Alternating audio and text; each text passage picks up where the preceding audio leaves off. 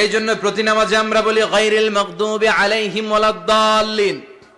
ও আল্লাহ, যারা মাগদুব মানে ইহুদিরা, তাদের পথে আমরা হাঁটতে চাই না। আবার যারা দল্লিন পথভ্রষ্ট খ্রিস্টানদের পথেও আমরা হাঁটতে চাই না। আমরা হাঁটতে চাই ইসলামের পথে, ঠিক কিনা? আমরা যদি হাঁটতে যেয়ে পথ ভুলে যাই, পথ দেখিয়ে দেয় কে? আমি যদি কোনোদিন পথ ভুলে যাই, হাতছানি দিয়ে কাছে নিও, মমতার বন্ধনে আমায় বেঁধে সব ভুল ক্ষমা করে দিও। চিল্লায় পড়েন আমিন। আল্লাহ বললেন ওয়াজআলনা ফি যুররিয়াতিহিন নুবুওয়াতা ওয়াল কিতাব। আমি সাইয়েদনা ইব্রাহিমের বংশের মধ্যে নবুয়ত দিয়েছি, কিতাবও দিয়েছি। সাইয়েদনা ইব্রাহিম আলাইহিস সালামের উপর কিতাব আছে না নাই? কি নাম কিতাবের? সুহুফ ইব্রাহিম। কোরআনে নাই? আছে না নাই? ইন্না হাযা লাফিস সুহুফিল উলা সুহুফি ইব্রাহিম ওয়া মূসা। সুবহানাল্লাহ পড়েন। অনেক আল্লাহ কিতাব দিয়েছে, নবুয়ত দিয়েছে, সব নবীদের বাবা বানিয়েছে। ওনার উপাধি হচ্ছে আবুল আম্বিয়া। আবার ওনার নামে আল্লাহর কোরআনের ভেতরে 114 সূরার একটা সূরা আছে না নাই? আছে।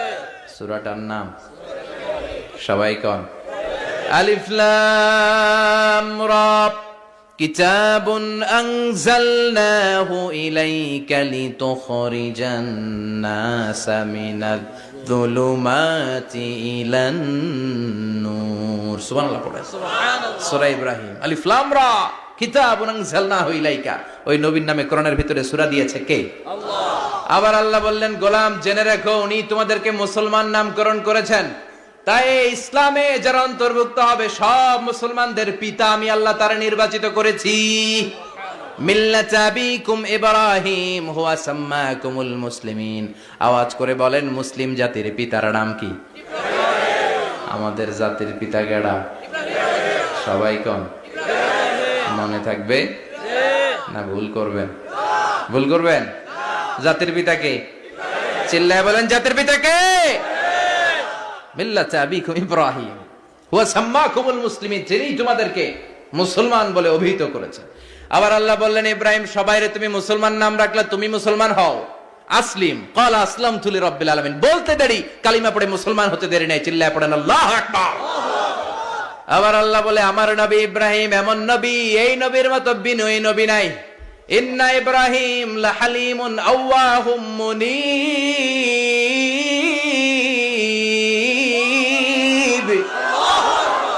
ইন্না ইব্রাহিম লাহালিম আওয়াহ মুনীব। এই নবী সহনশীল নবী। সুবহানাল্লাহ পড়েন। সুবহানাল্লাহ। সহনশীলতার কোনো অভাব নাই, যেটার অভাব আমাদের মধ্যে সবচেয়ে বেশি। কথা কন। আমাদের বাংলাদেশীদের মধ্যে সহনশীলতার অভাব আছে না নাই? আছে। নিজে যেই দল করি এটাই ভালো, বাকি সব কালা। আছে না নাই? আছে। আমি তাবলীগ করি তো আমি ভালো, বাকি সব বাতিল। আমি জামাত ইসলাম করি তো আমি হক, বাকি সব বাতিল। আমি আহলে হাদিস তো আমি সেরা, আমার মতো সেরা কেউ নাই। এরকম অসহনশীল মানসিকতা আছে না নাই? আছে। নিজে যেটা বুঝি এটাই ভালো, বাকিরা কেউ ভালো না, বাকি কেউ ভালো না। আহা, কি ভয়ঙ্কর অবস্থা। কিন্তু সাইয়েদনা ইব্রাহিমের অভ্যাস এটা ছিল না, উনি সহনশীল ছিলেন। আমাদের বাংলাদেশে দেখেন কত ইসলামিক দল, কত পীরের মুরিদ, কত পীর। এই দেশে যত পীর, অনেক দেশে জনগণ এত নাই। কথা কন। এত পীর এই দেশে, অনেক দেশের জনসংখ্যাও এত না। এক ইসলাম, এক কোরআন, এক নবী, তারপরে গুতাগুতি আছে না নাই? আছে। কেউ কাউরে দেখতে পারে না, ঠেলাঠেলি। হ্যাঁ, এ কাফের, তুই কাফের, তোর নানা কাফের, তোর 14 গোষ্ঠী কাফের, তোর পিসাব কাফের। আছে না নাই? আছে। কয় আমার পিসাব কাফের হইলে তোর পিসাবের 14 গোষ্ঠী কাফের। ওই কাফের মরলে যেখানে কবর দেয়া হবে, ওই কবরের উপরে যে ঘাস উঠবে, ওই ঘাস যে গরু খাবে, ওই গরুর দুধ যে খাবে, ওইটাও কাফের। কথা কন। আছে না নাই? কেউ কারো ভালো সহ্য করতে পারে না। একজন বলছিল, ভাই এই বাংলাদেশের জাতীয় খেলা হাডুডু হইলো কেন?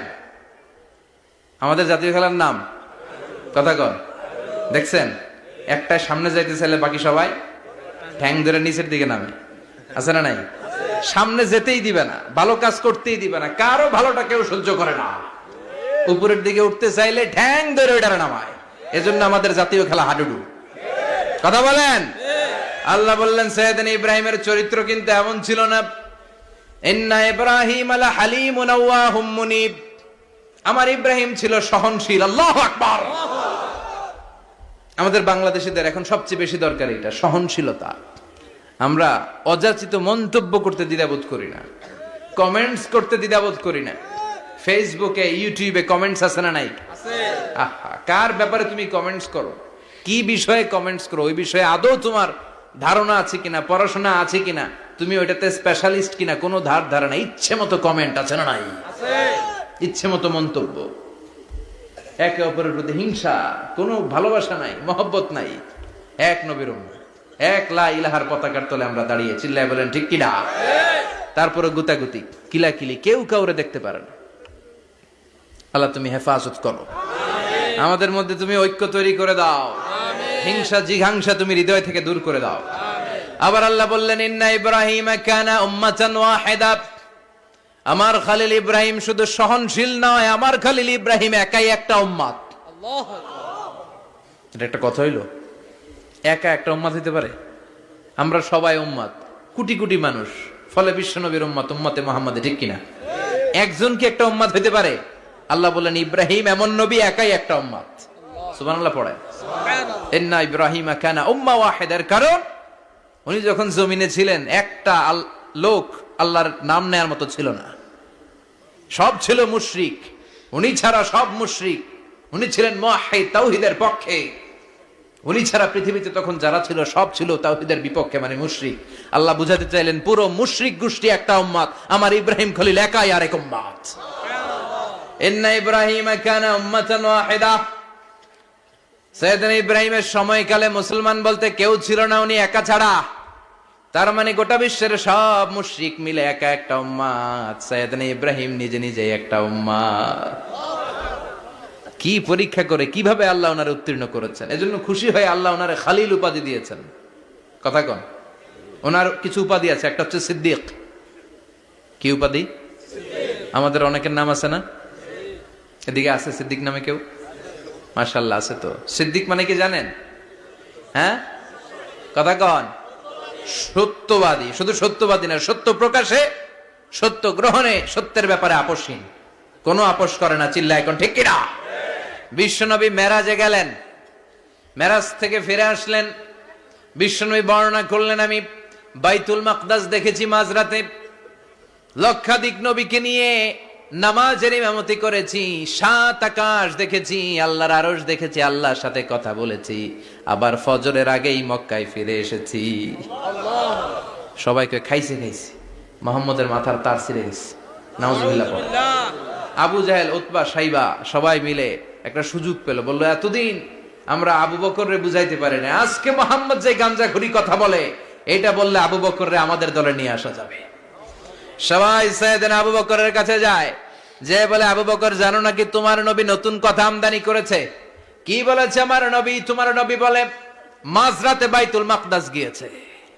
বাইতুল মাকদাসে তখন দ্রুতগামী ঘোড়া দিয়ে ছুটলেও যেতে লাগে 15 দিন। অ্যাবাউট টার্ন কাম ব্যাক, ফিরে আসতে আরো 15 দিন, মোট কয় দিন? 1 মাস। যেতে আসতে 1 মাস। তোমার নবী মাঝরাতে নাকি বাইতুল মুকাদ্দাসে ইমামতি করছে, 7 আকাশ ঘুরেছে, আল্লাহর আরশ দেখেছে, আল্লাহর সাথে কথা বলেছে, আবার ভোর হওয়ার আগে নাকি মক্কার জমিনে ফিরে এসেছে। আবু বকর বললেন আসলেই কি আমার নবী এই কথা কইছে? সবাই এক বাক্যে বলে হ্যাঁ, তোমার নবী মুহাম্মদ এই কথা বলেছে। আবু বকর দ্ব্যর্থহীন কণ্ঠে ঘোষণা করে দিলেন, আমার নবী যদি এই কথা বলে থাকে, আমার নবী সত্য বলেছে।